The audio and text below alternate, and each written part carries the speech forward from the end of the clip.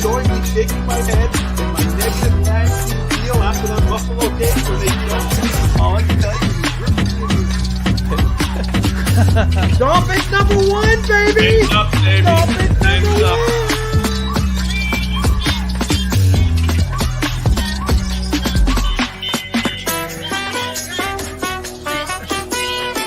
I swear, if a certain quarterback is mentioned in the comments, got my beers ready. I'm gonna crack it open. Or is it the Serbian kid? Serbian kid,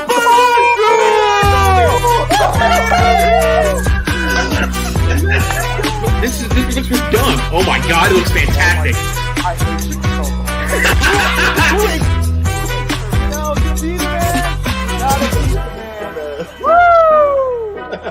I'm the man. I said it, and it's reality. All right. Congratulations.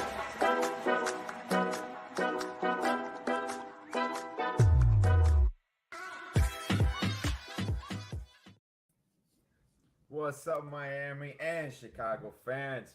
We have our guest of honor today, Buzz on tap. What's up, Buzz? How you doing, my man? Hey, man, I'm just happy to be back on the show, talk some hoops. And I know we're going to talk about the Bulls, and I'm going to get sad, but, I'm glad to be back with you. So that I'm ready to rock and roll and talk some hoops here.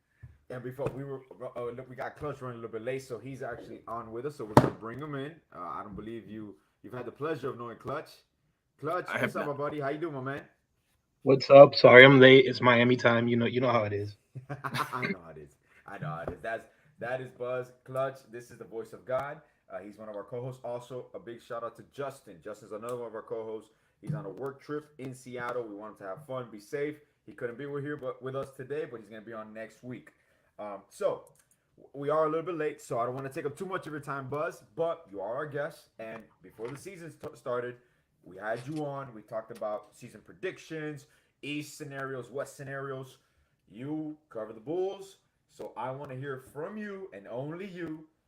What is your take on this season? Are you down to break this team apart, gut it completely, make some changes, extend Vucevic? What if you're the GM? What are you doing with the Bulls? Oh, I'm blowing it up. Yeah, I mean, like I said, when I was on the show with you guys, I said best case scenario was a 7 seed, and I'm just not happy with that. And that's where I thought they would be. I thought they would be outside of the lock-in. They would be in the play-in. And a lot of that had to do with Lonzo Ball's absence, which I'm sure if you've watched games, you could see how they do sometimes look lost without a primary ball handler. I mean, it's become an issue. It has stayed an issue. As far as how the team has performed this year, Zach LaVine's got some hand injury that's been bothering him since January 11th. This team is clawing back to 500. They're 22-25. They went on a little run. They're just coming off a 3-game winning streak where they won in Paris as well.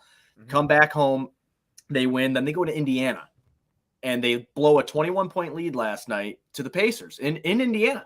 Yeah. And it's just been that's what the team has done all year. They have beat decent teams. They have lost to bad teams, but I'm not going to sit here and tell you guys, they've done so good against teams that are 500 and better, because that's some statistic that you'll see online that's just not true. Yeah. They usually just kind of teams over 500, the Bulls are 7-9 against them. Teams below 500, they're 15-16. That's pretty not great, Bob. So that's pretty terrible. So at this point where I'm at, man, I think that they won too many games already to really make a realistic go. I don't even know if Detroit's going to win 10 more games this year.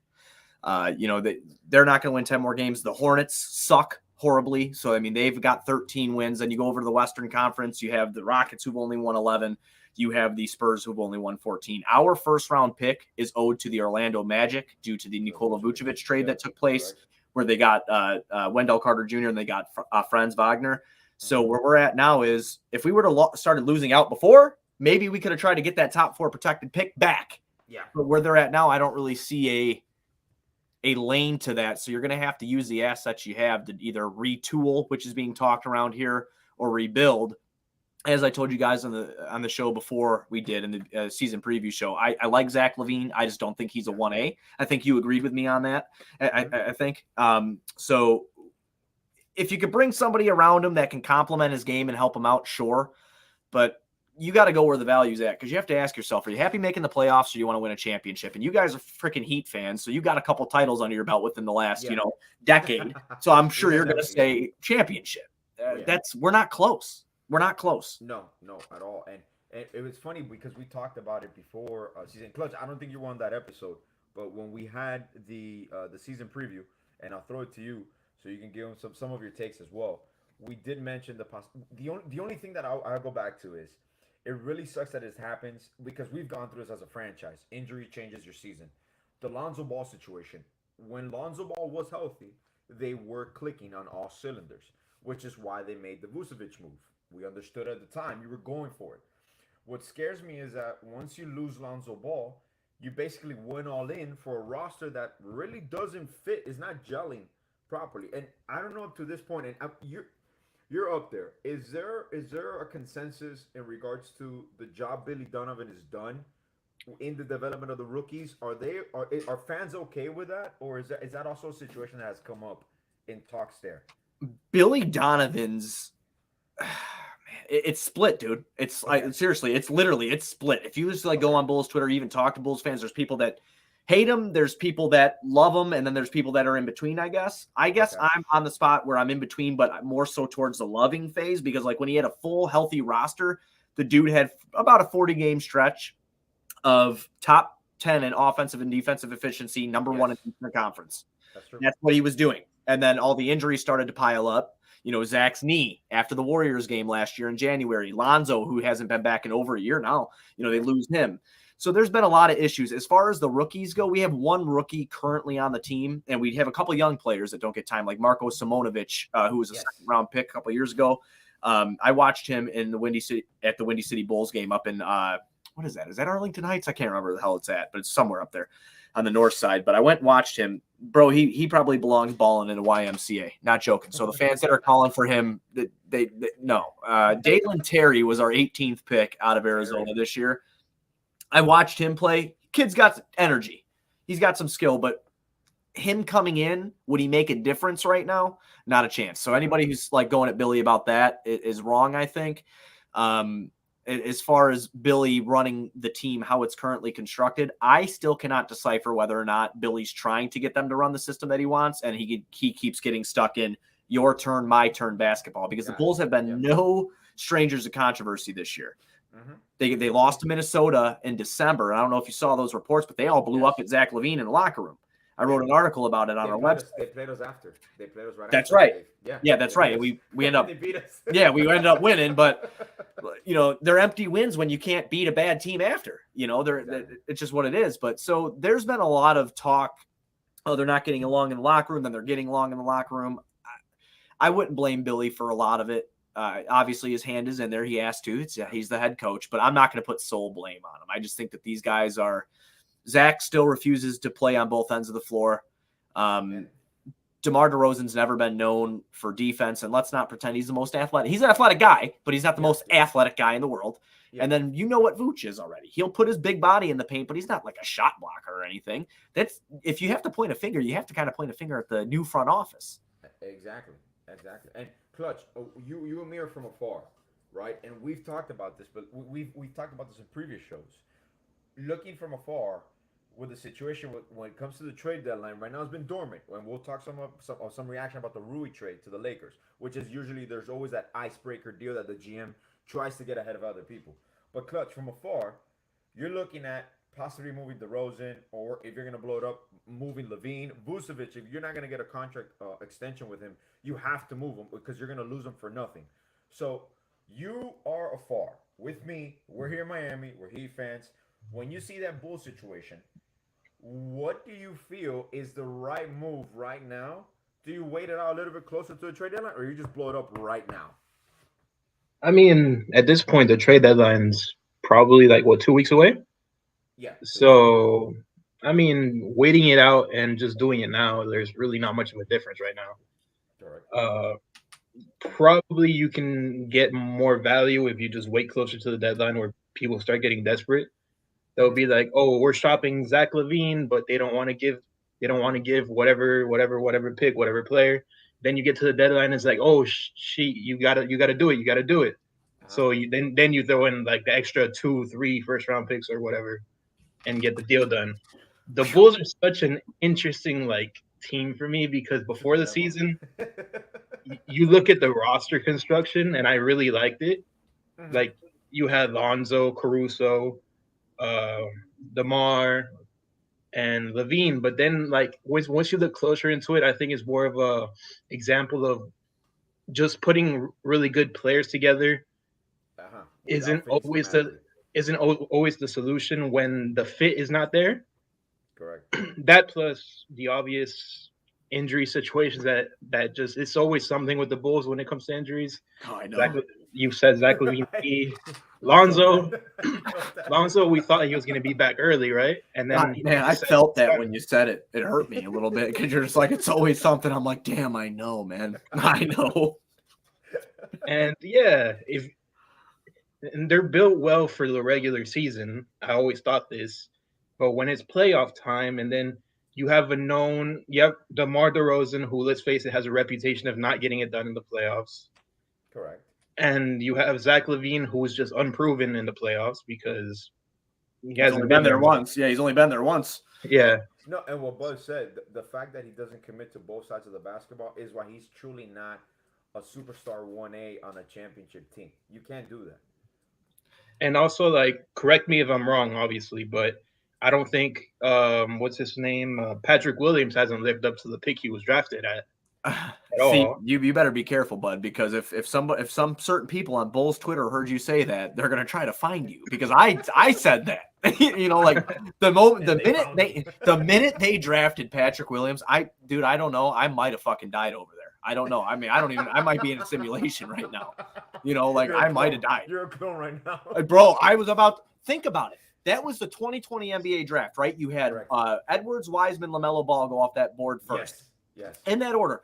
We drafted Patrick Williams and then took assets that we had and then went and traded for Nikola Vucevic when we could have moved up because no one knew what a for sure was in that 2020 draft. Nobody. That was the COVID draft. Yep. No one knew what was a for sure or what wasn't.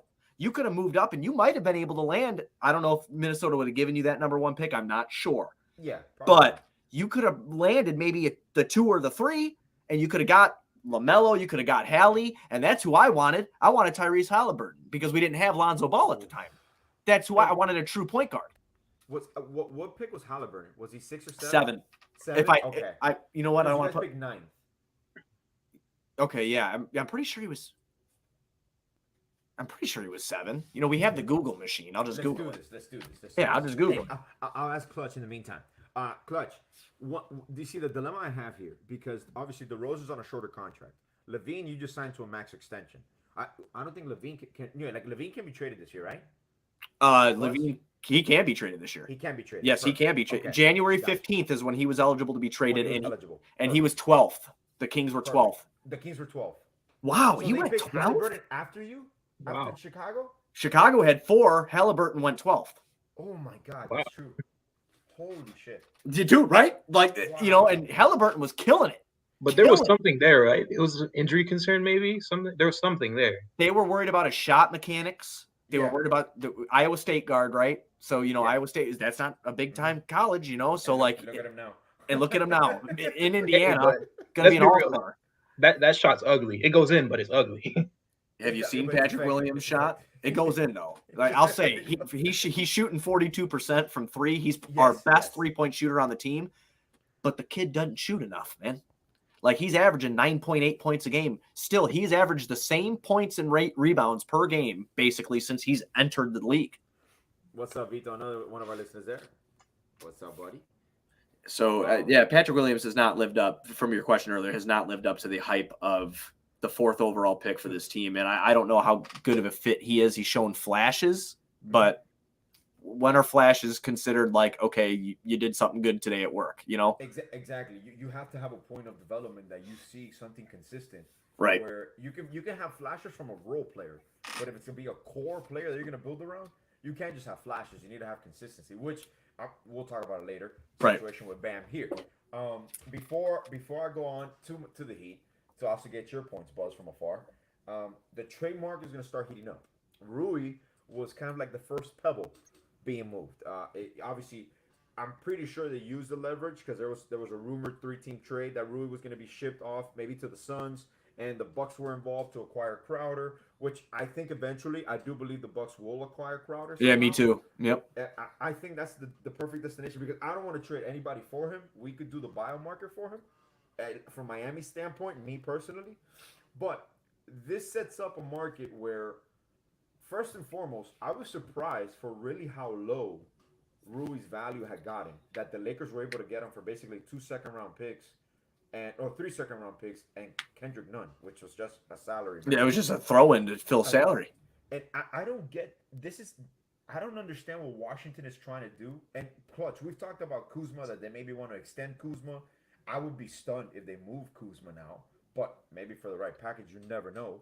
But it comes back to what we talked about, Clutch, about Bradley Beal.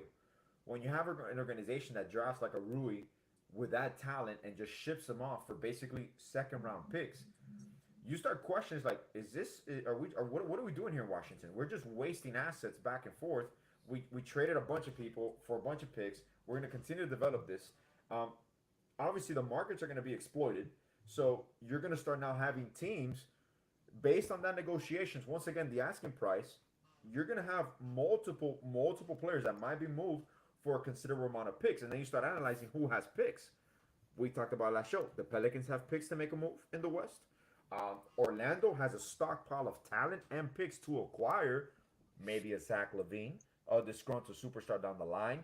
So I'll ask you this, Buzz. In the East and the West, there's a lot of parity. We talked about it before the show. So right now there's going to be technically a lot of buyers, more buyers than usual. What is one move, let's say in each conference, if you want to throw out there, what is one altering move that you see that might be out of left field or might just catapult a team to the next step in the East and in the West?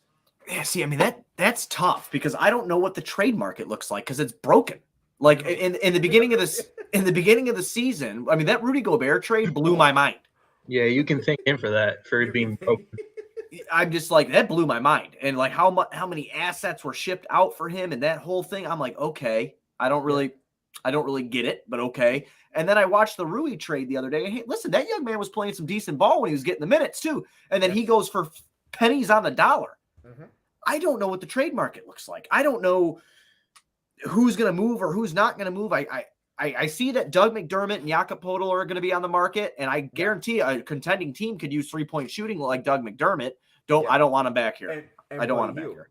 Buddy Hield's on the move. Yeah, we'll be on the move. That report came out today too. So I'm not really sure. If I could see one team though in the Eastern Conference that I think is going to make a move, and I don't think the move is going to make a ton of sense, but I could see him doing it. I think it's going to be the Knicks. I think they're going to try to do something. I don't know who they're going to try to bring in, but they do need a little bit more shooting over there. They need a little bit. Yeah, I think they do personally. I mean, look, you know who I want to pluck away from the Knicks? I love Cam Reddish. I've been screaming for him too. I wanted, see that it's so funny that you say that, dude, because I wanted him over Kobe White. Oh, oh my God, you guys have Kobe White. I forgot about him. I would be shocked if he's not moved. So Kobe White didn't come to a rookie contract extension with the Chicago Bulls. So sure, he's going to enter restricted free agency this summer. Mm-hmm. But you have Ayo Dosunmu from Chicago, and he's been playing well. And he went to Illinois. You know, you have Caruso tied up. You have Zach LaVine. You know, you have, Lonzo Ball's ghost. You know, I mean, you've got guards on the team. Won't probably trade. You guys probably won't trade Caruso, but you have good value in Caruso. A contender will acquire Caruso for major assets. So they were saying there was a little rumor that was floating around the Chicagoland area, of course, about Caruso possibly being moved with something else to Golden State for Wiseman. Holy shit. And then a report came out that's saying that Golden State's not going to move Wiseman. And who knows if that's NBA GM hardball, who knows? But I was intrigued by it because I'm all about this, about kind of building the team the right way. I feel like this team was built, and listen, those 40 games last year to start the season were really, really fun. But it's come crashing down in a way where they're a below 500 team since the second half of last year. They peaked, and it's terrible. But the assets that they have, they could ship off and do something cool with. I'd be hard-pressed to think that the Bulls would trade anybody in the big three to an Eastern Conference team. I don't. Maybe Vooch.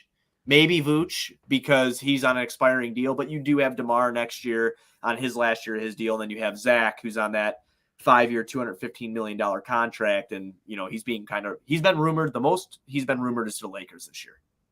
Okay. That's the most I've seen out of LaVine. Yeah, So that would take major assets. Well, obviously, you would take on Westbrook's contract. it would be Westbrook and that 27 and 29 first-round pick. 29 first-round pick, which is still, if you think about it, it's not much for a sack. But Again, the market's broken. I don't know. Exactly. He's so inconsistent, like you said. He doesn't play on both ends of the ball, man. So if he's not lighting it up, what are you getting? And you know one team also that I think affects us in the East, and Clutch, I'll follow up with you so you can tell me if you agree or disagree. I have a feeling one of the biggest dominoes that's going to fall in the East and possibly the whole NBA is what the Toronto Raptors do, because I think they're on the brink of either, once again, possibly blowing that core up, because they have young pieces. Yeah, Scotty Barnes has regressed a little bit, which I was stunned by that. Sophomore slump. Yeah, it's incredible how OG looks like for sure is going to be moved. I don't know for what if that report came out. Obviously, the 3 first. If that was true, actually, he would have been moved already. But they're just playing negotiations here. So I really think the market is going to be tied up until Toronto decides what they're going to do. You'll see some small trades, but usually there's that big domino that falls. Then all of the secondary moves start happening. Clutch, I know I've asked you this 100 million times. You started seeing more rumors as of late. We saw the Rui trade materialize. What is there any move right now that you see? Not about the Heat. It could be about the Heat if you want to, but we'll talk about that later. But do you see any move right now that's going to alter the NBA drastically, or maybe just swing the pendulum one way or the other? Drastically, not really. Okay. You've got, unless the Bulls really decide to blow it up and DeMar or LaVine become available, then you're talking about drastic changes in the NBA. That's right. But I don't see a team right now that's gonna trade away their one of their best players. It's more about contenders trying to build around the edges for me. Of course. And players, size, shooting. The biggest realistic name for me is still John Collins, probably being moved this season. Yeah, even though they always tease us, oh, John Collins on trade market, and nothing ever happens. It's true. But he's probably the biggest name, realistic name I could see that could change a team a little bit. Could you see Siakam moving? Ooh, Siakam, that would wow. Think about a Western Conference team that might want to grab him. I don't know if you could legitimately make it work, but what's one Western Conference team that needs to make a move? It's Dallas. Yeah. Dallas needs help for Luka Doncic because it's bad. It's just Luka. And Christian Wood's been balling. So, Tim Hardaway Jr. adds he's a role player. Exactly. But if they can get somebody right, oof. I love that you said Toronto because I think you're 100% right. Because if they move like FVV or Siakam or OG or something, if Dallas can get Gary Trent, if they can get their hat in the ring there, Dallas and get one of those guys, I'm pretty sure they would probably want to go for a good point guard to be paired with Luka, right? Yeah. That would make the most sense to me. Spencer Dinwiddie's an all right player, but you needed a guy who could be off ball, and I think for Fred VanVleet could do that for Luka when Luka's dominating the offense. He could be a guy who can cut. He can be a guy that can shoot when stagger their minutes. When Luka's on the bench, the offense doesn't go completely stagnant. There's a lot of things that they could do. So I love that you said Toronto because look what Dallas is, man. They're 3-7 in their last 10, dude. They're sliding. They got to do something quick. I think Dallas regretted not extending Brunson real quick. They should have done it. Because and the thing is, Luka's going to start the season fine. He's young. He's going to play. He's going to ball out. He's in better shape than he was last year. I'll give him that. But come playoff time, that mileage catches up to every single player. And he's really the only offensive focal point. And I don't even know what Jason Kidd was doing with Christian Wood until now. He finally, I think he's starting now, right? Yeah, but dude, it's Jason Kidd. I love J Kidd. I like me NBA Live 2003. Okay, when he was on the cover, I like that game. But New Jersey was all right back then with Richard Jefferson and Vince Carter and Kenyon Martin. Oh, but man. J Kidd just makes the dumb. Oh, I don't understand. I don't understand. The smartest thing Jason Kidd ever did was play Giannis at the point. That was it. I'll give you that. As a coach, that was it. Oh, and putting the cup when the cup spilled. Oh, when he spilled the cup, bump into me. Yeah, bump into me. It's hilarious. But Clutch, I know. Oh, I was finishing up with you, man. Any other one? Not really, man. Like I said, I don't think there's really franchise altering moves out there in the trade market unless a team does really decide to blow it all to the ground, like Toronto, like Chicago. Yeah. But other than that, we're looking at the best possible scenario being a John Collins going somewhere. Yeah, and you know what's funny? You say in the East, one of the teams that I see being very active, like you mentioned before, was Charlotte. Charlotte is going to try to sell on Hayward, Kelly, Aubrey Jr. They're going to try to move possibly Terry Rozier. He's going to be moved because they're not going anywhere. Detroit now. Oh, Detroit. I will mention that because I'll kind of segue into that with the Heat. Bogdanovich. I believe he's going to be moved, no matter either to LA or maybe to Miami. I don't see any other team really. I don't see Dallas coming into play for that really because I don't think he would put them. I don't think he puts them where they need to go. But that's interesting that you said Miami. What would you be comfortable giving up for him? I'm curious. For him, Yeah. Well, supposedly they're asking for an unprotected first round pick. Me, I have no issue if they could take on Duncan Robinson's contract and maybe even Dedmon's contract. Okay. I would attach a first round pick if I know he's going to make a move this year for me. He's going to complement my starting unit. I don't mind giving a first round pick because here in Miami, we develop talent. We have no issue with undrafted players. First round picks are, to us at times, are true assets. Mm-hmm. When we do draft, we draft very well. In regards to Tyler Hero, Bam Adebayo. So I trust our scouting team to always find the next rotational player. And realistically, I don't mind giving up that first round pick because I have in my arsenal, I got Jamal Cain as one of my reserves possibly. It opens up a spot. I got Highsmith if I don't move him. So I got rotational pieces. I got Caleb Martin that I can shift back to the bench. So I'm okay with giving up maybe not unprotected first round pick, but a slightly protected first round pick. Like maybe like what the Bulls did, like a top 4 or something, because you think you're going to be competitive, so you're not really worried about it too bad. That totally makes sense. That totally makes sense. Mind that. But actually, I got to give Clutch. You've been big on him, right?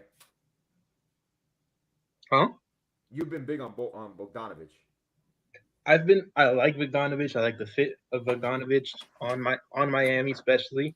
But this is a part where it doesn't really matter what I want because I agree about the protected first round pick. Yeah. I don't think I'd do an unprotected first round pick. Yeah. Unprotected. But I just don't think in general. I don't think Pat Riley's trading a first round pick for Bogdanovich. I think he always tries to look for the bigger fish. And sometimes he just misses out and ends up with nothing. But he's always going to offer the first round picks for a bigger name than Bogdanovich. And one thing I'll say, and we'll segue to that, so we can talk some Heat, Buzz, with you. I do believe there's very few in-season trades that are franchise altering. So when Clutch has said that, I agree 100%. In this offseason, we might be active, depending, for example, on our end. One of the biggest question marks is Kyle Lowry. We understand we overpaid for Kyle Lowry to kind of guide this team, kind of be your QB1. I have to give credit where credit is due. Kyle Lowry is still one of the best on-ball defenders at his position for him. One man-on-man, so I give him credit for that. Production-wise, I was always a fan of having Gabe Vincent, and especially with Vic coming back, I have no issue with that backcourt. I do believe a lot is riding this year. If the right deal comes along, I believe we have no issue moving Kyle Lowry, even Jimmy Butler aside or whatnot, if it's a basketball move. In the offseason, that contract might become a trade chip because it's an expiring deal. Yeah, right. We could take on salary back if that is who we want to do. I'm not just throwing things out there like the Kyrie situation in the Nets, that he's looking for an extension now. Supposedly in the offseason, he might have been moved. You're looking at Westbrook being a free agent, LA having cap space. I do believe maybe there's preliminary talks probably with Dallas. There's rumors that the Clippers are interested in a Kyle Lowry. They just need a point guard. So you're even Minnesota's names came up with D'Angelo Russell coming back and an expiring deal. I honestly think that would be pretty good. I love that idea because Minnesota's a cap team next year. Right. They're going to be capped for a few years now after trading for Rudy, which I'm pretty sure they regret that trade. They're going to be should. capped, so they need to acquire players. They can't just sign them outright. So that might be a situation where they feel Kyle Lowry is a necessity for them, and we can negotiate a deal, an expiring deal. We take on maybe another contract, whatever the case may be. But from afar, you analyzed. We talked about it in season before. This is not the ideal roster construction. I was okay with it because obviously pre-injuries. I didn't know the extent of the injuries. Hindsight obviously is 2020. I didn't know, for example, on my end, that Omer was going to be out the whole year. Basically, I didn't know Vic was going to be out for a month and a half to 2 months of the season. We didn't see that coming. We didn't see those batches of injuries coming. So I understood the roster constructions. I understood the deficiencies. You from afar, seeing Miami, we're kind of on a roll now, and there's been a flip on the switch. In our perspective here, I call it a lot the leap year. We saw the Tyler Hero leap, the Bam growth. One of the things I said before the season to Clutch, to Bobby, Bam Adebayo has to be your most important player, your most improved player, your best player if this team's going to be successful. We're still kind of in the mindset of Just since we're talking about Bam, I just wanted to make sure it's there. And to this note, he keeps on saying this. Before, I would think of Bam and I would think of Sean Kemp. When I see Bam now, I see Kevin Garnett too, bro. So I have no problem with playing him the 4. I got no issue whatsoever. I was gonna say I'm with you on that, Alex. I don't. Boom. I don't see him. I don't see a problem with him playing the 4. I really don't. I think Bam can play the 4, no doubt about it. Bro, Bam with a big that stretches the floor. If you had a big that stretches the floor, right? I want to ask you from afar, because we're maybe a little bit biased. Bam doesn't get the love and the respect. He's gonna keep making him bigger and bigger.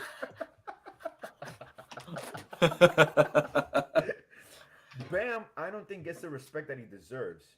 And I'm not gonna go out and say that he's a generational talent as a Giannis, as a Michael Jordan, as a LeBron. But Bam is a player of Bam's caliber is very few and far in between. When you actually sit down and analyze his game, what he can do on the floor on any given day, Bam is arguably the most important player on the floor at any given time from any other team. Like what he gives you, he's like the definition of MVP, in my opinion, because he's really statistically our most valuable player. If I'm not wrong, he's shooting damn near 55% from the field. If I'm not wrong. Yeah. And he barely takes any threes. Mm-hmm. So Bam also averages a double-double. Mm-hmm. And Bam is also able to guard, I shit you not, 1 through 5. Completely. So I think Bam should probably get a little bit more love than he does, but he's definitely respected. I definitely think he's respected amongst the league. And I think that, with that being said, when I look at Miami's roster, it's about health. That's it. It's because listen, man, like Jimmy's still going to do Jimmy shit. Yeah. He's not washed. He's not yet. He's still got, I think he's got another 2 years in him where he's still going to play at a high level. 2 or 3 year primes. Yeah. And we're not asking him to do what LeBron is doing in LA. No, not at all. To do that. So they have aged gracefully. They have grinders and they've got some shooters. Mm-hmm. I think if they add one, like you kind of said, man, like if you could think about it, because your bench, you got Victor Oladipo coming off your bench. Yeah, I know he's not the same guy that he was before. And I mean that, that's what knee injuries do to people. It's sad. But it's what happens. But he's still an effective person off your bench. But if you can get like a big that can kind of stretch the floor and you can like run a Lowry, Hero, Butler, Bam, a big that can hit a 3 like a Kelly Olynyk or some shit. Well, there's one of the rumors is Kelly Olynyk, and Clutch, I was going to ask you that. Is it? Now that Buzz brought it up, one of the rumors is us possibly. I know they're trying to acquire Vanderbilt. I think realistically, we're not going to acquire Vanderbilt. What, Jared Vanderbilt from Utah? From Utah. Okay. They're trying to acquire him and to play him at the 4. One of the back options is Kelly Olynyk. If they trade on, for example, if we trade Denman, Robinson, they take on the contract, we give him some picks, we would try to acquire Kelly Olynyk back. Arguably, Kelly Olynyk was the perfect fit when he was here in Miami next to Bam. He let Bam do him without a problem. We got Alex Brown. We would trade you second for Bam. Fair trade. Get out of here, man. I mean, I love him, but I ain't trading Bam for anybody, for no one. Clutch, it keeps getting bigger and bigger. I can't even see Pat Riley's face anymore. You with the situation that we have, that me and you have talked tirelessly about this on the show, off the show. How do you feel right now? I was telling when we were prepping for the show, I was telling Bob, I'm like, dude, this is Bam's team right now. Don't get me wrong, Jimmy is still your alpha male, but this team will go how far Bam will take them. Bam is the heart and soul. And you see that now where he has the consistency. Everything in the offseason that people asked him, can he consistently hit his jumper? He's found his kind of like little mid-range jumper, 10, 15-footer, that he's consistently hitting. So, Clutch, from your perspective, we've talked about this, and you know how I feel. I know you feel he's not a power forward. But alone, do you feel that the tides have turned where this team really now is just Bam's team for the future? I think this is Bam's team until we reach the playoffs and it turns into Jimmy's team again. Okay. Because Bam still needs to prove himself a little bit more in the playoffs. He outside of that series against Boston in the bubble. Yeah, that one game. Yeah. Oh, in the bubble. Yeah, in the bubble. He did do well in Game 7 against Boston in the last year. But outside of that series, I think you really want to see Bam elevate himself in the playoffs. You haven't seen it yet outside of that series. So that's why I say this is Bam's team. I think he just overtook Jimmy Butler in points per game. I think. Yeah. They're actually tied at 21.6. Yeah. Okay. Yeah. So I think Bam is gonna overtake Jimmy Butler. Mm-hmm. But that's why I say this is Bam's team. It looks like Bam's team right now because he's doing amazing and the Heat are following his lead. Yeah. I think this is Bam's team until the playoffs, where you get the Jimmy switch flipped and he starts averaging 30 plus per game. And one thing I would tell you, I wish, and I know that's the purpose. That's the whole maintenance plan with Jimmy. Ride him through the season until he gets to the playoffs so you can completely unleash him. But yet, I still hope that the offensive identity, when Bam is aggressive, this team plays differently. Because now, if you notice, the league is starting to play Jimmy differently. That doesn't mean that they're not going to change the dynamics and Jimmy's going to adjust to it. But now they're doubling Jimmy every time he catches on the post. So he has to kick back automatically out to Lowry, Hero, or Bam. So you're going to ignite Jimmy no matter what. But if we can keep that trajectory where Bam is your most aggressive player, where it's controlled aggression. Sometimes people feel, and there is a small drop-off, Bam defensively, which we knew was going to happen because now he's a focal point on offense. We understand that. But I don't want it to get to the point where it becomes unnatural. That's the one thing that I hate with teams. Like, for example, a team will play a certain way for 3.5 quarters. The last 4 or 5 minutes of a game, they change the way they play completely. I'm like, dude, you're altering your image completely, your mindset. You played a certain style the whole game. We understand crunch time. We understand the game slows down. But then they become an incoherent team. So I really hope this year's the year that there's continuity. Even with injuries, we're getting healthier at the right time, hitting our strides, which I was hoping. My biggest fear with this season is that we will be still injury prone into the trade deadline, because then you have an uncertainty. What do you do? Do you acquire the piece? Do you give up that extra pick to acquire another piece? Do you just trade this player's contract? So there is some clarity. I don't know if you feel comfortable, Clutch, with that. Like, from that point of view, like, there's a little bit more clarity where our team, we still lack consistency, and we still have yet to see consistent back-to-back game performances. But the last 5-6 games, you have seen a turn where yesterday's game, we would have lost a month ago or 2 months ago.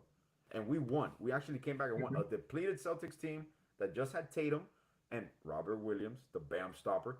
Like, we actually came back. We came back 14 down, and we won the game. A crunch game again. So how do you feel, Clutch, in regards to that, bro? I just wanted to ask you. We came back in a really, really bad game from a lot of players that usually have solid games. Yes. Tyler Hero didn't show up until the fourth. He didn't play basketball until the fourth quarter. Yeah. And then he makes arguably probably the best play of the game in the last seconds.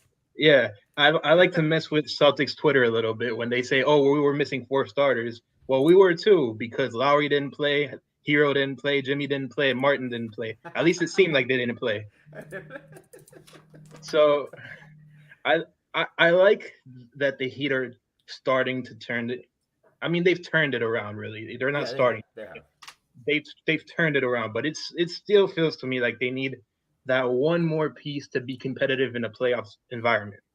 Oh, absolutely. Your rotation shortened so much in a playoff setting, and that's why I said, like, when I was saying about like a big to play alongside of them, you guys have depth. I think if you add one more big in there to a shooting big or somebody, because it's like, let's be honest here, it's positionless basketball. Yeah. It doesn't even need to be a big. Throw somebody in there with a little bit of size that if the other team is big, they can hold their own, but they can hit a three. 6'6". Yeah, right. Right. So, I mean, like, if you add somebody like that in this positionless world, I mean, I think you guys can make a real run in the playoffs. Absolutely. You have a good team. You do. Yeah. You have a good team. I mean, look, dude, even your bench. I mean, it's stupid. Like, your bench is a shitty starting lineup in the NBA. Yeah, it is. It is. It really is. It really is. Like, it is. I mean, my bench sucks outside of Alex Caruso. I mean, like, Andre Drummond's not even getting play anymore. Man, it's crazy, man, because when we say that, like, to me, a successful midseason trade is ridding ourselves of Dedmon, getting rid of Robinson's contract. And I love Robinson. He's played out of the rotation. I was going to say, he just completely fell out of your guys' stuff after getting money. Yeah, yeah. And it was kind of a drop-off of, I guess, the necessity to produce, but also the effect of Max Strus. Max Strus came in and basically just took his job. DePaul legend, former Chicago Bull. Thanks. Yep, yes. Thanks. And former Celtics, former Bull. Man, dude, everything sucks here all the time. You know what I mean? Like, look at all these stupid posters behind me, man. You know? Now that I have you there, Buzz, with the White Sox, obviously you're a White Sox fan. Yeah, yeah. How do you guys feel in regards to Jerry Reinsford that he doesn't really want to spend? I mean, we're the Marlins. We are notorious for these. We did the Giancarlo Stanton extension, but that was a force that we were going to trade him out of the way. Right. But how do you guys feel in regards to Chicago and actually building a winning baseball team with an owner like that? Because he's committed to winning, but he's not committed to spending. Oh, he owns the Bulls too. Yeah, exactly. So, like, we all hate Jerry, man. You know, like, okay. Yeah, for the most. I mean, like, yeah, cool, Jordan. Yeah, cool, 2005. In 2005, what's up, man? On live podcast. 2005 wasn't supposed to happen, but even last year, dude, they just completely dropped the ball. They still haven't, filled second base. They still haven't filled right field. It's just the world of Chicago sports, man. You know, like, the Bears actually spend, but they're stupid. They spend on the wrong shit. You know, so, like, and I don't watch hockey. I just have that here because they're from Chicago. Yeah, I don't watch hockey, but but due to contract obligations, I need. Yeah, due to contract obligations, I need to have the Blackhawks hanging up behind me. But yeah, like, it's just. And Jerry, you actually saw that with the Bulls. I could tie this all back in together. You saw that with the Bulls this year because they didn't want to go on the luxury tax, and that was said. That was said by Casey Johnson, who is a NBC Sports Chicago reporter here in Chicago. The Bulls were not, if they didn't think they could win a championship, they weren't willing to, or it was something like along those lines. They weren't willing to go into the luxury tax to get another higher end talent. So then you end up with Goran Dragic and Andre Drummond, which it is. Goran Dragic. I love Goran so much. Man. I love Goran too. I mean, but I'm 31, but he's old, dude. You know what I'm saying? And he's showing it. And Drummond, I feel so bad because he was such a beast when he came out and he was double machine, but the NBA trended away from his game. Look, Boogie Cousins isn't even in the league anymore. Completely. He's kind of a curse now, isn't he? Like, he went to the Nets, did the peace sign on the Heat, and then just completely collapsed their season. That's true. He's in the Bulls now, and look what's going on now. Yeah, I mean, he comes in, dude. He can give you a couple rebounds off the bat, but I think in like the last he had a couple like healthy scratches, like where he did not play. He was out of the rotation. They were playing Derek Jones Jr. at the 5. Oh. That's who we've been running at small ball 5 is DJJ, and he can do it. He's an athletic guy. He can shoot a little bit now too. But yeah, you're welcome. You're welcome. That was in Miami. Thank you. Thank you very much. We're still bad though. But Drummond, man, he's only playing I think over the last 3 games that he's been in 7 to 9 minutes. That's it. That's the thing. I mean, he's probably gonna get moved, right? and he's so cheap. If a team needs just reassurance size and they're looking for that, like, yeah, but I mean, what would you get? An Oreo? I don't know. We'll trade you Dedmon, and we'll trade Yeah. you Dedmon in a second. He might be worse. Hey, I'll tell you what, I'll take the damn picks, Alex, because our GMs just threw all of them away.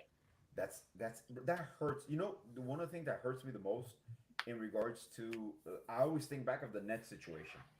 If I'm a fan and you make a trade where you deplete your whole asset chest of all your picks, at least you want to have a situation where when we got the big three, that we knew we were going to have Wade, LeBron, and Bosh for the next 4 to 5 years. We knew that, so we didn't care about those picks. We're going to win. Why would you? They were going to be in the 30 or the late 20s every time. We can develop that, but when you're in a situation like that where you're playing 500 ball, your players are injured, you have bloated contracts that you're going to move, and you have no picks.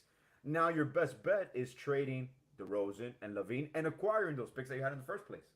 So, Dude.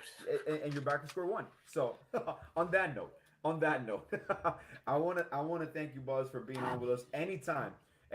Maybe after the trade deadline, if you got any spot open, I want you to come back so we can talk post trade deadline. Oh, You're absolutely. always welcome, man. And thank you so much for taking the time. Clutch, my brother. Before I go, Buzz, any final words, man?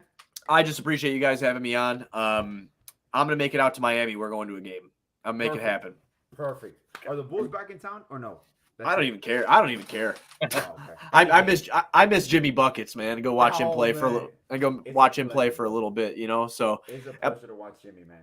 yeah, I mean it's really fun, dude. I mean, when he started taking off and doing what he's doing, you know, started to do, we got to see that here. We got to Yes. see like Yeah. the transition from Derrick Rose's team to Jimmy's team, Jimmy's and team. it hurt to trade him, but I had no faith in the current or the old regime at the time to build around him because they literally put Dwayne Wade and Rajon Rondo around that guy. Exactly. When that happened, I'm like, there's no way. It was the dumbest shit I've ever seen. Hey, So- Dwayne Wade going to Chicago was the best thing that could have happened to Miami because us, that's how that's Jimmy true. Butler ended up here. I'm convinced. That's Oh true. yeah, no, that is, yeah, absolutely. Jimmy and Dwayne Wade, from everything I've read, are super tight. Like, Super you tight. know, yeah. So I mean, it worked out. Has there been any other player where literally two franchises just passed up on him? Chicago traded him. Philadelphia didn't extend him. And we Now, just he put wanted him out of on. Minnesota so damn quick Oh, too. yeah, that's insane to me, bro. Because I wouldn't say he was a superstar. He was close to it. I do believe that once his first year in Miami or his year in Philadelphia, that playoff run really solidified it. How do you pick Tobias Harris over him? Dude? Stupidity. Tobias Harris over me. But that was Joel. That a lot of that had to do, I believe, with Embiid. Yeah, and they see him and Embiid are really close. Now, So you would think No, I think that has he something to wanted do with play. Simmons, actually. was it Ben Simmons? With You might be Simmons, right. with Yeah. Simmons, yeah. Because Embiid he was upset. I think when he Embiid signed was Butler. mad that he left. Oh, okay. So it was Simmons that it didn't get along with. Well, yeah, Jimmy probably yelled at Ben Simmons all the time. Look what he's doing He now. cried. Yeah. But anyway, I appreciate you guys always, having me on, and I want to get you next time the Bulls do play the Heat, you should just come with us on Bulls on Tap so we could just do a post game show after if you have the Perfect. time to do it. Perfect, bro. Absolutely, man. Absolutely. But for sure. yeah, thank you so much, man. Anytime, and let's get that trade deadline episode worked out. Let me know when it's going to be, and let's do it. Absolutely, but hey, thank you so much, Clutch. Like always, our tradition. Any final words, my brother? Or look at Alex. We have other picks. We'll give you Boban. He's big and grab the jar. I love Boban, man. I love is so Boban. funny to me. Well, I love Clutch, Just for the vibes. Any final words, Clutch? No, man. I just can't wait till Dedmon's out of here, and we can just get rid of all that negativity from this team, and he can take the massage gun with him. Oh my God. Take that shit off. Well, thank you guys. Always much love from Miami, from Chicago as well. This has been. Bam is not a power forward. Oh man, I don't think Clutch's gonna do a podcast with me anymore, man. If he keeps on, it's not about bullshit. I'm gonna kick ass out, bro. This has been Fins Talk Sports Network. We keep growing from a fan for the fans. We appreciate all the listeners. Any suggestions, like I always say, DM us, come to us. Man, he's gonna keep on doing. Bam, just put Bam.